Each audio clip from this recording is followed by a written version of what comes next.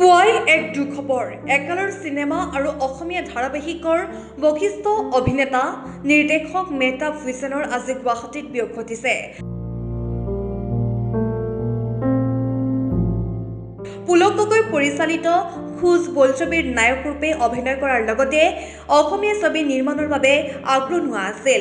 গুৱাহাটীৰ দূৰদৰ্শনত প্ৰচাৰিত মিটাৰ তিতা মিঠা নামৰ অসমৰ প্ৰথম খুহুটীয়া আজিৰ ভাষাত কমেডি চিৰিয়েল নিৰ্মাণ কৰি অসমৰ ৰাইজৰ মাজত বিপুল জনপ্ৰিয় হৈ পৰিছিল মেহতাব কানামাৰে সকলোৰে মাজত।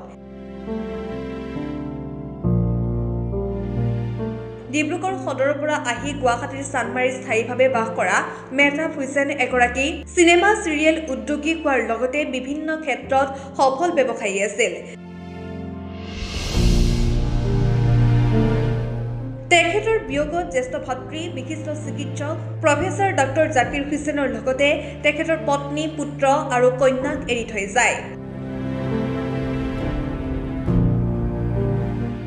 মেহতাব হুছেইন অসমৰ প্ৰথমগৰাকী চাহ বিজ্ঞানৰ স্নাতক আছিল। ৭৫ বছৰ বয়সত বিয়োগ ঘটা মেহতাব হুছেইনৰ পিতৃ মুহিবউদ্দিন আহমেদ আৰু মাতৃ ছাফিয়া খাতুন আছিল।